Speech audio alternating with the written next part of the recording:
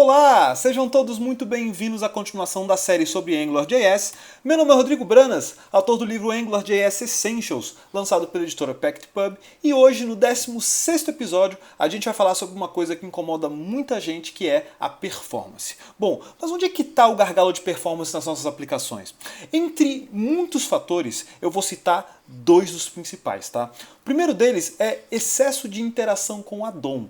Isso quer dizer que sempre que a gente traz um volume muito grande de informações do nosso back-end por meio da nossa API e tenta renderizá-los, seja usando um ng-repeat, um ng-option, você vai ver que quanto mais coisas forem renderizadas, mais lento vai ficar para usar essa aplicação por meio de um navegador, tá bom? Então, se você faz ng-repeats muito grandes, por exemplo, você tenta renderizar listas aí de centenas ou até de milhares de elementos, tenta reduzir, de repente utilizar uma paginação, um infini-scroll, que até por uma questão de usabilidade vai ficar melhor. E aí eu, com isso, faço uma redução no número de watchers ativos e faço com que o meu navegador funcione melhor. Tá? Por isso que tanta gente hoje em dia segue utilizando esse tipo de técnica.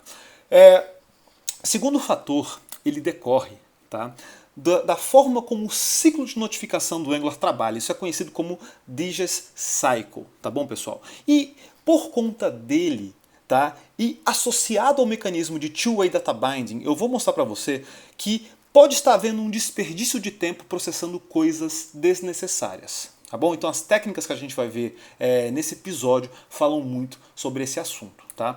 Só para a gente relembrar, esse aqui é um diagrama que até você vai encontrar na documentação oficial do Angular e que fala do ciclo de notificação. Então, para alguns tipos de eventos, por exemplo, um clique, um blur, um focus, usando as diretivas do Angular, como ng-click, ng-blur, ng-focus, ou mesmo interações com campos de entrada, como input, select, text area, que tenham ng-model, tudo isso acaba disparando por meio dessa chamada apply. O apply basicamente encapsula aquela execução da expression junto com uma chamada ao digest cycle, e aí faz com que toda a lista de watchers, pessoal, diversos tipos de campos acabam tendo watchers para saber quando precisam se renderizar. Tá bom? Para saber quando precisam se atualizar, se renderizando novamente. Tá? Então esse ciclo acontece várias vezes durante o uso da aplicação. Para dar um exemplo super trivial sobre isso, a gente pode, por exemplo, criar, olha só, uma interpolação de uma variável chamada teste, e aí criar um campo de entrada, olha só, input type text, ng-model, teste. Tá?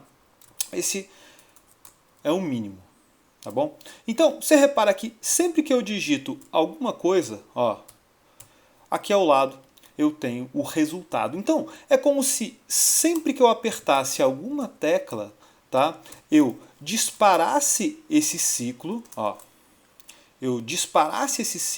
no momento em que eu aperto essa tecla, e aí, percorrendo a lista de watchers, o Angular percebeu, tá bom?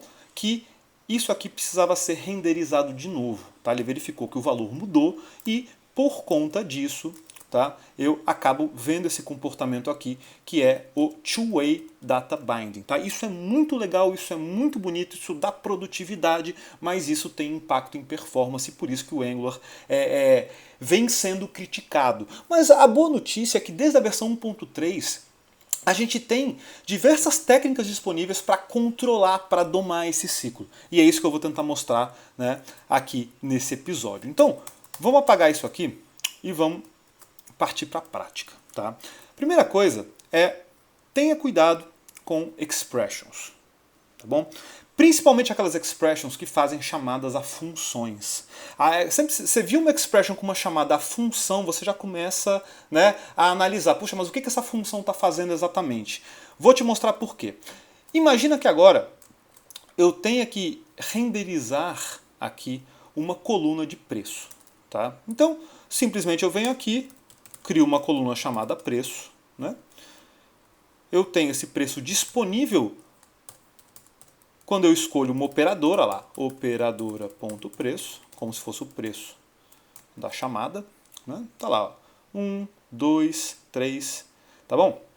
Aí eu até posso aplicar, ó, um filter, para deixar isso aqui mais bonito, né?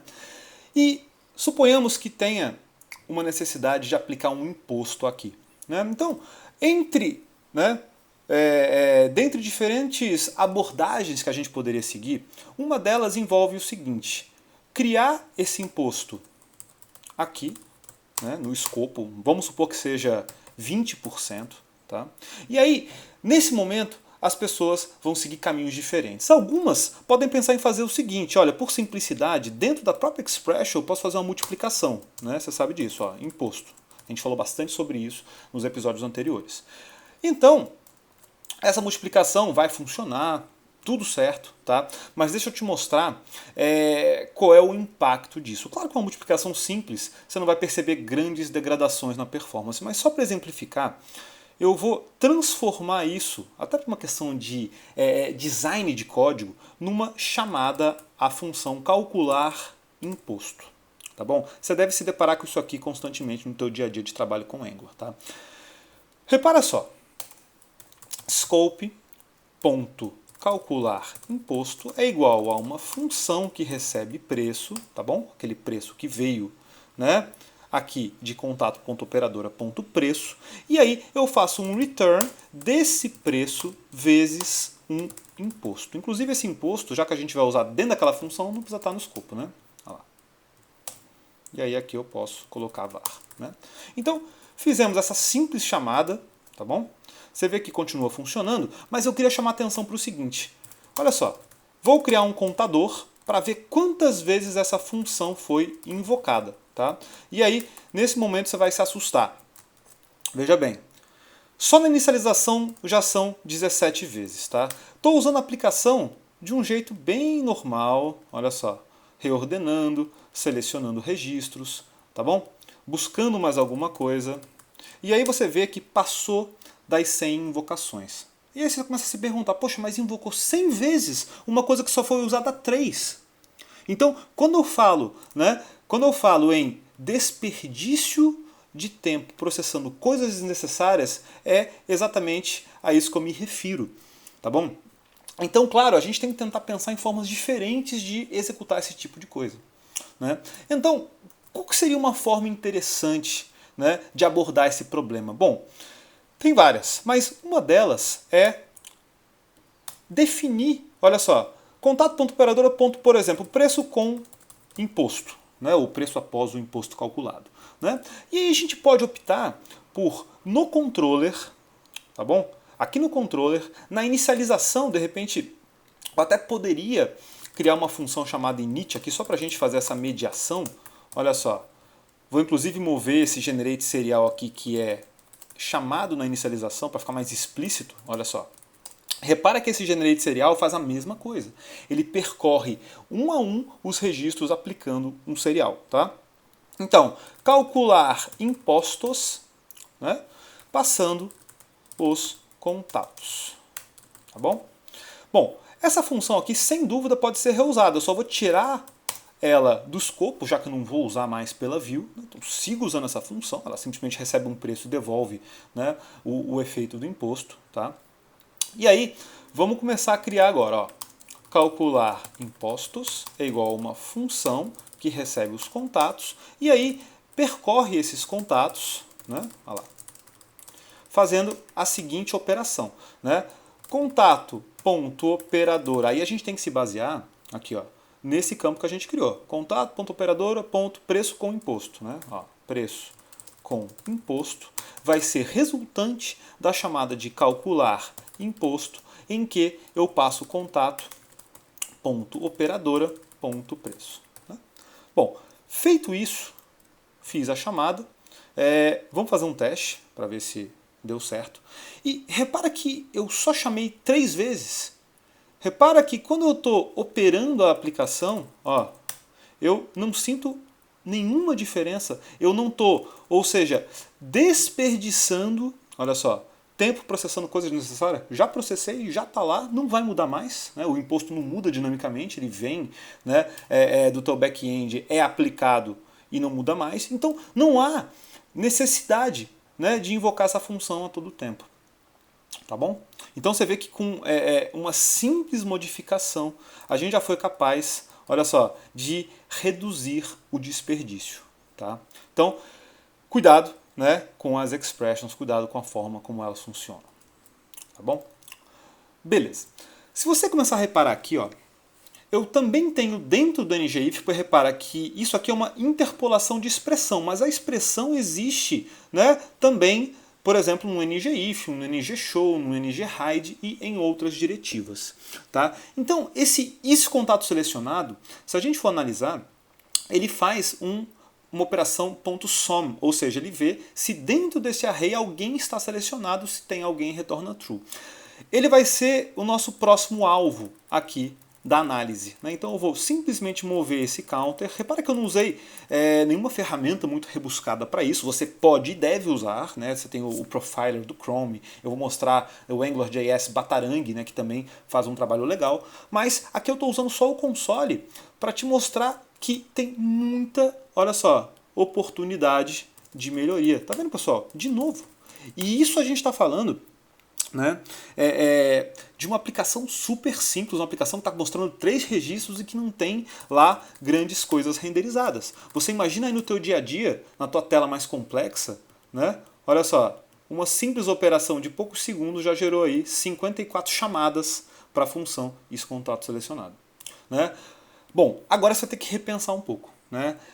Qual é o drawback? Bom, você vai deixar de fazer uma coisa mais fácil. O Angular ele tem a grande vantagem, né? O Trade Data Binding ele traz essa vantagem de escrever menos código, né? De fazer uma abordagem mais declarativa e não imperativa, mas às vezes o imperativo ajuda. Né? Então vamos lá. Vou tirar esse contato selecionado e vou colocar o seguinte, ó. Repara que não é mais uma chamada agora, é rescontato selecionado, ou seja, esta variável vai ser true ou false. Né? Então o NGIF vai se basear numa variável true ou false, não mais numa chamada função. Então isso vai fazer com que aquele dirty checking que ele faz, ou seja, para ver se o valor mudou, seja facilitado. Bom, como é que a gente faz então? Eu vou usar o próprio clique aqui, né, no checkbox para disparar a ação. Então, ngClick, eu vou mandar ele fazer um verificar contato selecionado. Ou seja, eu não sei se o cara está selecionando ou desselecionando. Né? Por via das dúvidas, olha aí os contatos e vê se alguma coisa mudou. Repara que agora é diferente, não é em toda a notificação, agora é só quando clicar. Volta para cá e vamos mudar o seguinte. Ó. Isso contato selecionado agora não pode mais ser assim, é verificar contato selecionado. E aí, ao invés de fazer um return, eu vou fazer um scope.res contato selecionado, que é aquela variável que a gente falou, né? E que vai impactar aqui, ó, o NGIF. Tá? Então, res contato selecionado, sempre que eu clicar eu mando verificar, quando eu mandar verificar, segue executando a mesma regra de antes, só que agora, obviamente, num ciclo, olha só, diferenciado. Tá vendo? Como deu o mesmo efeito, mas de um jeito muito mais racional, posso mexer na aplicação inteira. Olha aqui, nada muda, tá vendo? Ó, só chamei 7 vezes que foram exatamente referentes aos 7 cliques que eu dei. Ok? Claro que quando eu fizer o delete aqui, ao apagar o contato, eu vou ter que invocar de novo. Aí, isso que eu estou falando, vai ficar mais imperativo. Mas é melhor fazer isso do que você ter uma degradação excessiva na performance. Isso é muito de perceber, tá? É muito de usar a aplicação e começar a achar esses momentos em que você pode otimizar. Ó, apaguei, tudo certo. Tá bom? Então, resumindo, tá? Toma cuidado com as suas expressions, com as suas interpolações de expressão, com os locais onde você está invocando funções, principalmente se forem complexas. Quanto mais complexo for, mais degradação vai trazer. Tá? Show de bola. Bom, na sequência, vamos falar de One-Time Bind. Bom, da versão 1.3 para frente, o Angular trouxe uma coisa muito importante e que não sei porque pouca gente usa, que é o One-Time Bind. Deixa eu te mostrar uma ferramenta chamada AngularJS Batarang. Bom, essa ferramenta, tá, ela pode ser interessante para que você analise alguns aspectos, como por exemplo, olha só, fazendo um refresh aqui, quantidade de watchers ativos, tempo de execução do ciclo. Tá vendo que eu tenho 36 watchers e o ciclo levou 500 milissegundos. Bom, Você repara que esses watchers aos quais ele se refere isso aqui é um watcher, isso aqui é um watcher, isso aqui é um watcher, isso aqui é um watcher. Então eu posso dizer o seguinte, olha, escrevendo 2 pontos 2 vezes, eu digo assim, ó, eu quero que esse comportamento seja one time. Isso quer dizer que depois que eu recebi o valor, eu tiro o watcher e o Angular não se preocupa mais com ele. Repara que quando eu fizer um refresh, eu baixei de 36 para 33. E assim eu posso aplicar isso, olha só, em todas as interpolações de expressão que eu sei que não mudam. Né? Repara que ela só mudaria se eu tivesse, por exemplo, realizando uma operação, multiplicando um valor que está mudando num campo, né? O que não é o caso aqui. Então repara que de 36 watchers eu baixei para 21. De meio segundo, né, eu baixei para 0.210. Então, repara como a gente consegue obter vantagens, melhorias de performance com ações simples. Né? Uma delas é o One Time Bind, mas analisa bem, né, se você pode aplicar, se não vai ter nenhum impacto. Tá bom? E aí, por fim, eu vou falar um pouquinho do NG Model Options. O NG Model Options vem nesse pacote também do One Time Bind e é outra coisa que deve ser utilizada, que deve ser explorada. Repara só nesse input aqui, ó. Eu tenho um critério de busca e sempre que eu digito alguma coisa, agora a gente volta aqui para esse ciclo de notificação, sempre que eu digito alguma coisa, eu chamo o apply, ele passa no ciclo, notifica o watcher e dá esse efeito legal que você viu aqui, ó. Eu digito alguma coisa e filtro, tá bom? Bom, esse comportamento ele não é legal se eu tiver muito item na lista. Tá? Você vai ver aplicações aí travando se você tiver, por exemplo, 100, 200, 300 elementos renderizados com muitas coisas, filters, por exemplo, e expressions mais complexas, e você ficar buscando, já que ele vai ter que mudar aquela lista. Então eu posso dizer o seguinte, olha, aqui para esse NG Model eu vou mudar. Eu vou dizer NG Model Options, e aí vou colocar dentro um objeto. Algumas diretivas se comportam com objetos como NG Class, por exemplo. Primeira coisa é Update On. Por padrão, que é o default, o padrão dele é esse, tá? Digitou uma letra, notificou, tá? Eu posso mudar isso, por exemplo, para blur. Olha só, você concorda que para a maior parte dos casos, esse não é o caso, tá? Mas para a maior parte dos casos, o blur é suficiente. Só quando eu saio do campo é que, olha só, eu interajo com o escopo e disparo o ciclo de notificação. Então eu mudei um pouco a forma como o two-way data binding se comporta. Eu domei um pouco esse ciclo. Tá? Em termos de usabilidade não ficou legal. Eu tenho que digitar e sair. Né? Seria equivalente quase a apertar um botão, né? Não ficou legal. Então eu posso complementar esse NG Model Options com uma opção chamada Debounce. O Debounce ele pode funcionar, olha só, até condensando, ó, default e blur. Então eu posso dizer assim, olha, default 500 milissegundos. Então espere eu parar de digitar por meio segundo e aí aplique. E blur 0, quando eu sair do campo, pode disparar tranquilamente. Tá? Olha só, estou escrevendo aqui. Quando eu parei, ele executou. Legal, né? Você sabe que antigamente, versão 0 do Angular, a gente fazia isso na mão. A gente implementava um filtro, implementava um serviço para gerar um set timeout, para cancelar o timeout quando alguém digitar outra letra. E agora você tem isso fácil, né? Acessível, com basicamente uma diretiva só. Né? E aí, se eu sair, por exemplo, do campo na mesma hora, ó, não deu tempo aqui, vamos sair do campo rápido. Ó. Sair, ele já aplicou. Então você vê que eu consigo configurar um comportamento para o blur e outro comportamento por default. Né? Então, isso sem dúvida alguma dá um ganho de performance muito grande. Só que, claro, deixa para aplicar quando você realmente sentir que fez diferença. Você tem, de repente, uma tela simples com 2 campos, você vai botar NG Model Option, talvez não tenha impacto. Tá? Quanto mais watchers, mais impacto ele vai ter, mais impacto positivo, menos degradação de performance. Tá bom, pessoal?